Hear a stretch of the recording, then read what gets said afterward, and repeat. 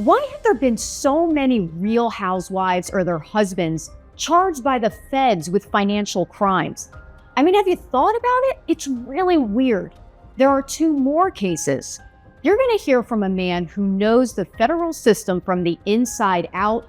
He has a theory about why this happens. This is Uncovered.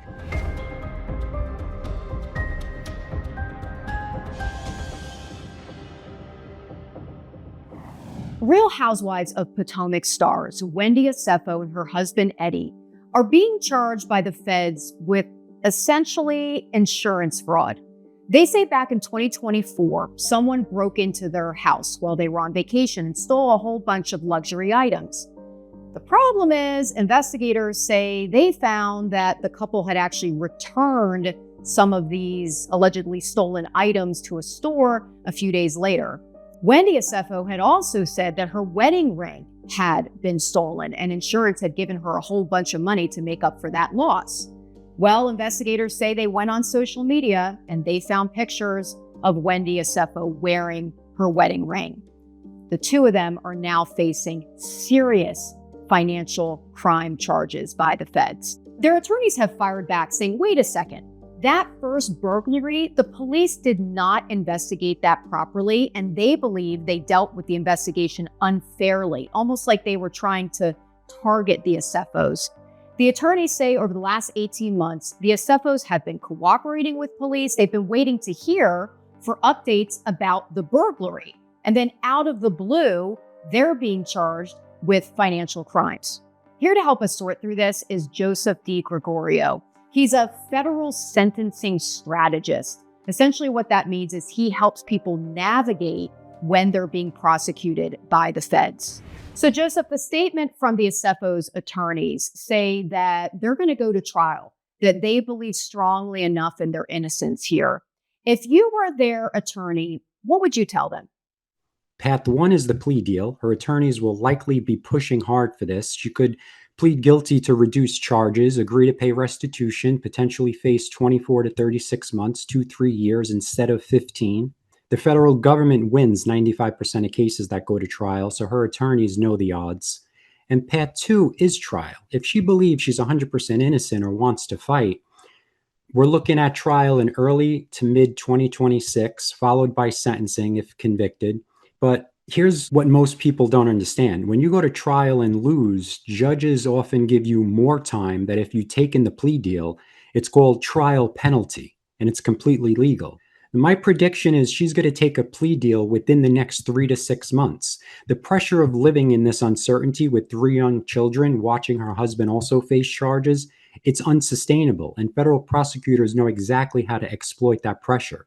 Yeah, we'll have to see, because prosecutors are also charging the couple with using aliases to allegedly commit some of these financial crimes. The attorneys for the Osefo say these weren't aliases. These are names that the couple used for packages. They bought things legally. They put fake names on the packages because they're high-profile people and they wanted to protect their identities. So it's not an alias. But this isn't the first time that a real housewife or her husband has been charged by the feds. And Joe, I can't take credit for this. You pointed this out to me. And I can tell you exactly why it keeps happening. There's 4 systemic reasons. First is the performance trap. These women get paid maybe $100,000 to $200,000 per season, but they have to look like they're making millions. Every scene requires a designer everything, and the pressure to maintain that illusion on a salary that can't afford it, that's where fraud begins. And second is the public evidence problem. Wendy Osefo handed federal prosecutors their case on a silver platter. She's wearing the stolen jewelry on Instagram.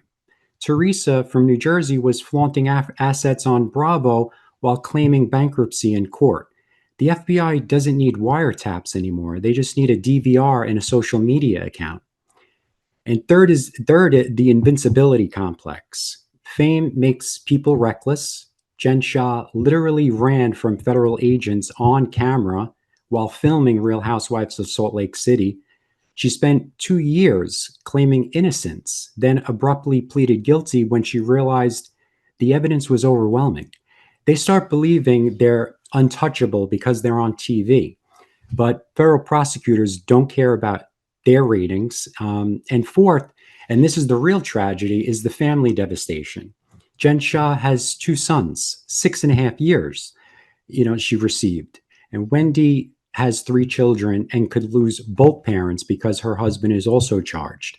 You can't defraud people out of hundreds of thousands of dollars and then say, but I'm a mom, and expect that to erase the crime. Judges see right through that immediately. Right. As you said, it's not just the women here. The husbands have also been charged by the feds. So in this case, we have Eddie Osefo. There's also Teresa Giudice's ex-husband, Joe Giudice.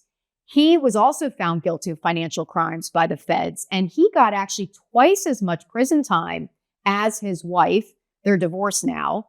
Thomas Girardi was formerly married to Erica Jane of Real Housewives of Beverly Hills. He was found guilty of wire fraud and embezzling client funds. He was sentenced to 87 months in prison. And the pattern is going to keep repeating until cast members understand that federal prosecutors don't care that you're on Bravo. Your TV contract won't protect you from a federal indictment. Thank you, Joseph, for helping us sort through some of this. The Osefos say they did not commit insurance fraud. I want to take a moment to talk about why insurance fraud hurts everybody and why the feds take it so seriously. When someone commits insurance fraud and they get money from their insurance that they don't actually need or are owed, it means everybody else has to pay for their premiums to go up. So when someone commits insurance fraud, they are actually hurting all of us, everybody who pays into that policy.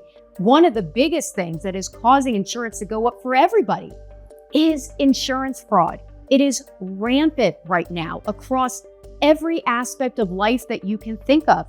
And that's why the feds take these types of cases so seriously.